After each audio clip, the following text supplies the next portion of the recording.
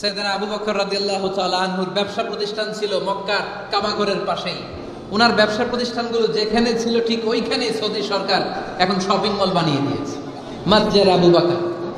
মক্কা শহরের যেখানে বহিরাগতরা এসে ওখানে ছাগল, ওখানে ঘোড়া, উট এগুলো রাখতো, আস্তাবল রাখতো, ঘোড়া উট যেখানে রাখা হতো ঠিক ওই জায়গায় সৌদি সরকার ওটার পার্কিং লট বানাই দিয়েছে। মানে যেখানে আগে সাহাবাদের ব্যবসার জায়গা ওইখানে বর্তমানে শপিং মল। যেখানে আগের সময়কাল সাহাবারা উট আর ঘোড়া রেখে বাঁধতো ওইখানে এখন গাড়ি ঘোড়া রাখার ব্যবস্থা করা হয়েছে। সাইয়েদনা আবু বকর অনেক বড় ব্যবসায়ী ছিলেন। ওনার নিজ টাকা দিয়ে হাবাসা থেকে আসা সাইয়েদনা বেলালকে তিনি 20,000 স্বর্ণ মুদ্রা দিয়ে উমাইয়া ইবনে খালাফের কবল থেকে তিনি মুক্ত করেছেন। সাইয়েদনা উসমান যুন্নুরাইন বড় ব্যবসায়ী ছিলেন। নিজের টাকা দিয়ে মদিনার মুসলমানেরা পানি খেতে পারে না, বিরে রুমা নামে একটা কুয়া ছিল, এই কুয়ার মালিক ছিল ইহুদি। মুসলমানেরা পানি খেতে গেলে এসে বকা দিত, পানি খেতে দিত না। বিশ্বনবী বললেন, আমার সাহাবীদের মধ্যে এমন কি কেউ নাই নিজের অর্থায়নে বীরে রুমা কিনে মুসলমানদেরকে দিয়ে দিবে? সাইয়েদনা উসমান যুন্নুরাইন বলল, ইয়া রাসূলুল্লাহ, আপনার খেদমতে আমি হাজির। মুহূর্তের মধ্যে সাইয়েদনা উসমান যুন্নুরাইন নিজের অর্থায়নে বীরে রুমাটা কিনে মুসলমানদের জন্য সদকা করে দিয়েছে। তো ব্যবসা না করলে, কর্মঠ না হলে, উপার্জন না হলে সদকা করা যাবে? চিল্লায় বলেন, করা যাবে? সুনানে তিরমিজির বর্ণনা, বিষ্ণু ঈসা ইসলাম মক্কা থেকে যত সাহাবারা হিজরত করে মদিনায় এসেছে, মদিনাতে কোন না কোন সাহাবার সাথে বিশ্বনবী ভ্রাতৃত্বের বন্ধনে আবদ্ধ করে দিয়েছে। সুবহানাল্লাহ পড়েন। এজন্য মক্কা থেকে যারা এসেছে এদেরকে বলে মুহাজির, এদেরকে কি বলে? আর মদিনায় যারা ছিল এদেরকে বলে আনসার, এদেরকে কি বলে? আওয়াজ করে উত্তর দিবেন। মক্কা থেকে যারা এসেছে তাদের নাম, আর যারা মদিনার সাহাবী তাদের নাম আনসার। আজকে এই মাহফিলে লক্ষ্মীপুর এর বাইরে থেকে কারা কারা আসছেন দেখি?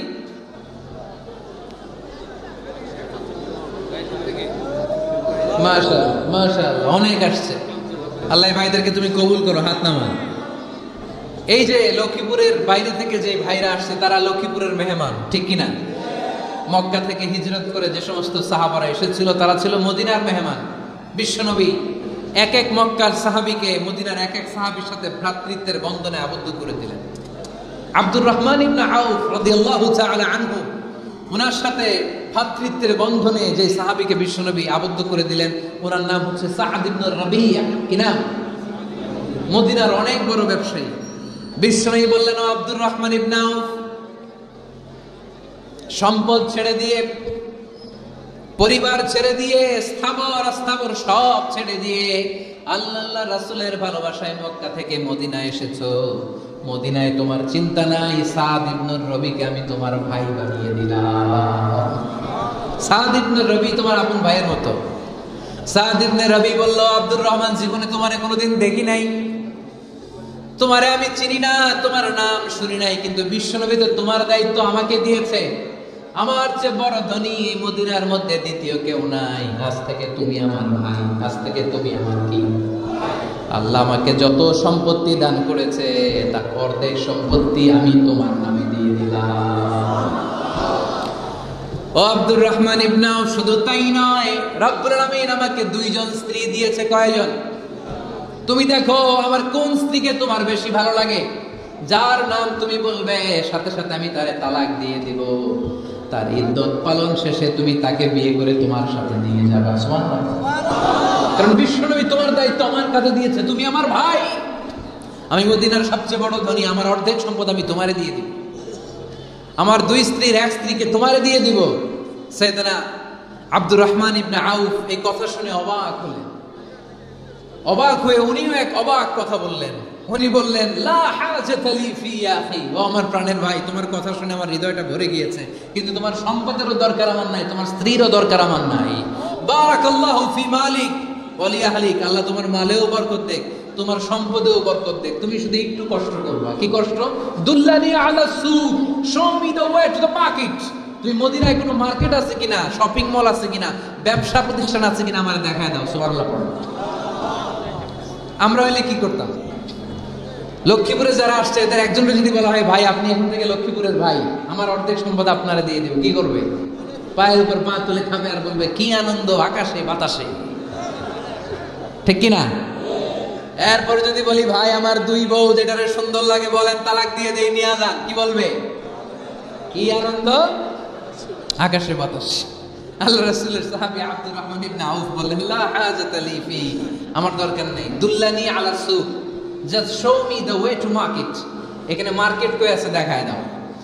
অবাক হয়ে গেলেন সাদ বিন রবিব, বললেন ও আব্দুর রহমান ইবনে আউফ, ঠিক আছে তুমি যদি নিতে না চাও তোমার আমি জোর জবরদস্তি করব না, শুনে রাখো মদিনাতে ইহুদিদের কয়নুকার একটা বাজার আছে। এই কথা বলার সাথে সাথে আব্দুর রহমান ইবনে আউফ চলে গেলেন। এর পরের দিন অল্প কিছু পনির আর ঘি দিয়ে ব্যবসা শুরু করলেন। পনির আর ঘিয়ের ব্যবসা করতে করতে করতে করতে ব্যবসায় তিনি এত লাভ করলেন, উনি বললেন আমি যদি কখনো মদিনার বালুর মধ্যে হাত দিতাম ওই বালুটারও সোনা বানায় দিত কে? দুল্লানি আলা সুক। লক্ষ্মীপুরের কর্মঠ যুবক ভাইয়েরা, এ আব্দুর রহমান ইবনে আউফ আমাদের প্রেরণা। উনি অন্যের ঘাড়ে পাড়া দিয়ে খেতে চায় নাই, আরেকজনের উপর ডিপেন্ডেন্ট বা নির্ভরশীল হতে চায় নাই। তিনি স্বাবলম্বী হওয়ার শিক্ষা লেসেন কিয়ামত পর্যন্ত গোটা বিশ্বের যুবকদের জন্য রেখে গিয়েছে। চিল্লায় বলো ঠিক কিনা? দুল্লানি আলা সুক, show me the way to market.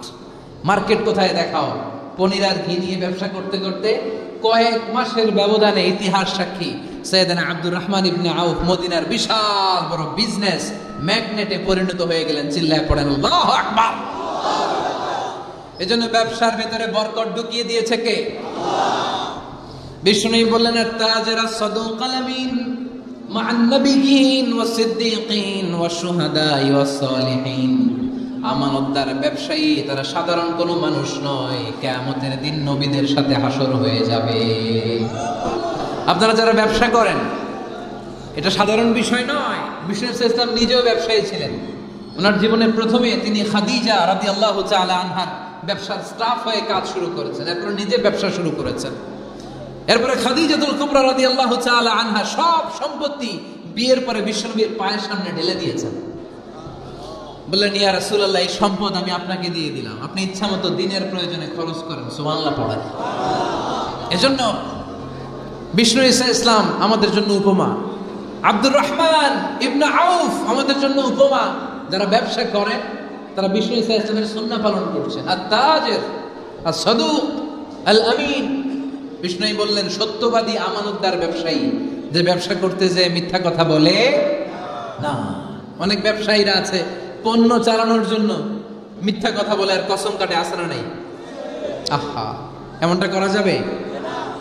সকালবেলা স্ত্রীরে বলে এই গরুগুলা বিক্রি করবো, তুই একটা দাম কম। কত কমু? স্ত্রীরে শিখাই দিচ্ছে এই গরুর দাম তুই 40,000। তো বউ বলে ঠিক আছে দাম কইলাম 40,000। তো এরপরে বাজারে যখন গরু বিক্রি করতে যায় একজন যখন বলে যে ভাই এটা 30,000 টাকা দিয়ে কিনবো, কয় ভাই আল্লাহর কসম সকালে একজন 40,000 দাম কইছে আমি দেইনি। আছে না নাই? কৌশল করে। বউরে শিখাইছে সকালে তুই দাম কর 40,000। তো বাজারে যায় সকালে একজন দাম করছে, দাম করে কইছে 40,000 দেই নাই, আপনারা 30,000 কেমনে দেই? এরকম ডাকাইত আছে না নাই? আলহামদুলিল্লাহ লক্ষ্মীপুরে এরকম লোকজন নাই। আরে নাই, আমি কই নাই, এরা কই আছে।